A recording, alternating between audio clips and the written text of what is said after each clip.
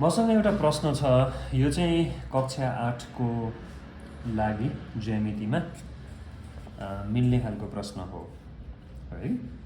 प्रश्न कस्तो छ भने यो चित्रमा चाहिँ एओबी एउटा सरल रेखा हो र हामीले चाहिँ एङ्गल एओडी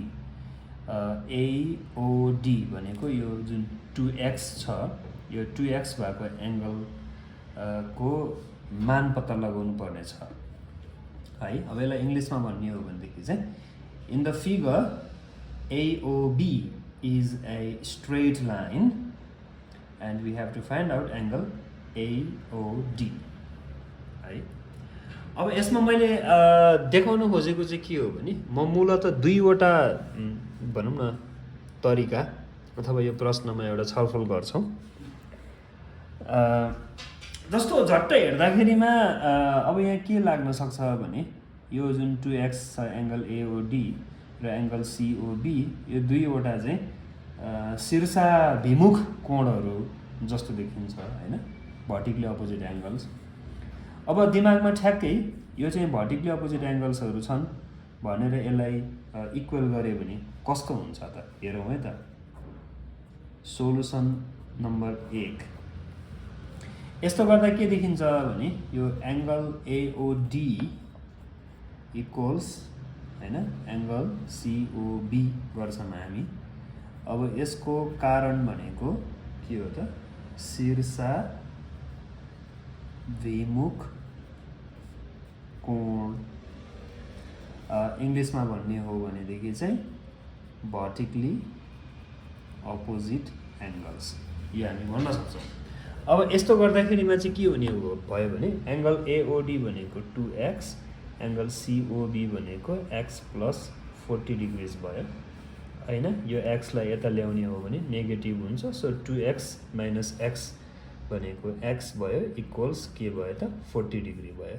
अब x को भ्यालु 40 डिग्री यदि हो भने एङ्गल AOD जुन चाहिँ हामीसँग 2x छ, 2x भनेको हैन 2 × 40 डिग्रिज गर्दा 80 डिग्रिज हुने भयो।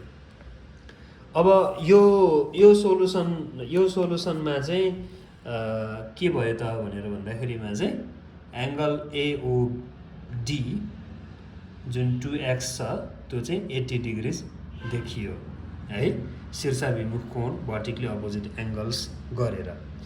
अब यो गरिसकेपछि अब यसमा अलिकति हेरौँ है त यो कस्तो भयो, मिलेन के छ भनेर। भाइ बहिनीहरूले यो हेर्दै गर्दाखेरिमा के लागिरहेको छ, एकदम यो ठिक छ जस्तो लागिरहेको छ कि यसमा केही गडबडी छ जस्तो लागिरहेको छ। अब AOD जुन 40 डिग्रिज आएको छ है, 40 डिग्रिजलाई चाहिँ यो x + 40 डिग्रिज भन्ने जुन यो एङ्गल COB अथवा एङ्गल BOC छ त्यहाँ राखेर हेर्ने हो भने x को भ्यालु कति आयो हाम्रो 40 डिग्रिज आयो हो।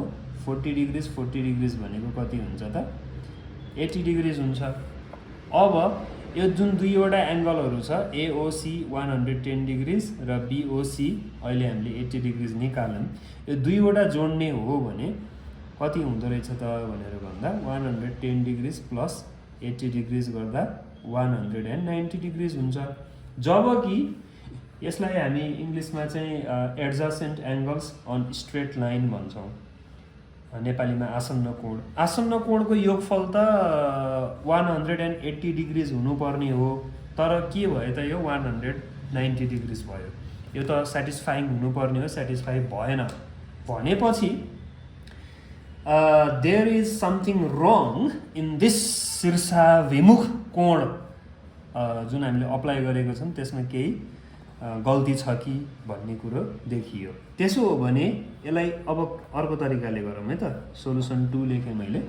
अर्को तरिका चाहिँ के गरौँ भने angle AOC + angle BOC equals 180 degrees गरौँ।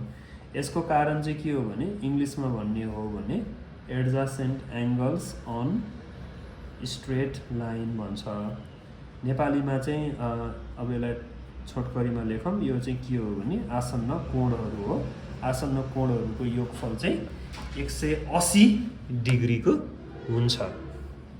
अब AOC कति छ 110 डिग्रिज छ हैन। BOC कति छ x प्लस 40 डिग्रिज छ इक्वल्स 180 डिग्रिज भयो। x इक्वल्स 180 डिग्रिज माइनस 110 र 40 जोड्यो भने 150 हुन्छ। त्यसो गर्दाखेरिमा x को भ्यालु कति आयो 30 डिग्रिज आयो है। अब x को भ्यालु 30 डिग्री आयो, देयरफोर एंगल AOD जुन हामीले पत्ता लगाउनु पर्ने छ त्यो चाहिँ 2x हो। त्यसकारणले गर्दा 2 टाइम्स 30 डिग्रिज गर्दाखेरिमा 60 डिग्रिज चाहिँ के भयो त भनेर भन्दाखेरिमा हाम्रो यो AOD को भ्यालु भयो। अब यो मिल्यो कि मिलेन अब हेरौँ है त। अब जुन हाम्रो x प्लस 40 डिग्रिज छ यसमा x को भ्यालु हाम्रो कति आएको छ 30 आएको छ हैन। 30 प्लस 40 ले कति भयो त यो 70 भयो हैन। अब यो चाहिँ 70 डिग्रिज भयो। अब यो 110 छ, 110 प्लस 70 भनेको 180 डिग्रिज भइहाल्यो हैन। Angles adjacent angles on straight line अथवा आसन्न कोणको योगफल 180 सेटिस्फाइङ भयो।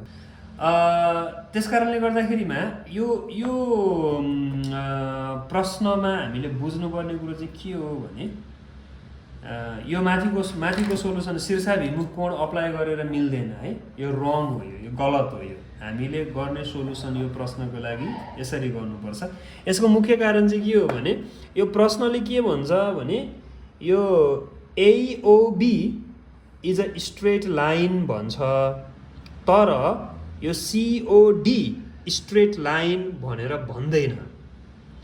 यो भर्टिकली अपोजिट एंगल्स अथवा शीर्षाभिमुख कोण हुनको लागि चाहिँ जुन यो क्रस अथवा एक्स जस्तो देखिन्छ हेर्दाखेरिमा यो दुईवटै चाहिँ के हुनुपर्छ स्ट्रेट लाइन हुनुपर्छ है। यो दुईवटै चाहिँ के हुनुपर्छ सरल रेखा हुनुपर्छ। यहाँ एउटा मात्रै सरल रेखा भन्यो, अर्को चाहिँ सरल रेखा बनेन है। दुईटै स्ट्रेट लाइन छैनन्। त्यसकारणले गर्दा हामीले विचार पुर्याउनुपर्छ। झट्ट हेर्दाखेरिमा चाहिँ यो भर्टिकली अपोजिट एंगल लगाइदिइहाल्छु, त्यसपछि गएर त x को भ्यालु सिधै आइहाल्छ, त्यसपछि 2x त निस्किहाल्यो भनेर गर्दाखेरिमा चाहिँ यो गलत हुन सक्छ। यो अलिकति सचेत हुनको लागि चाहिँ यो एउटा उदाहरण भाइ बहिनीहरुको लागि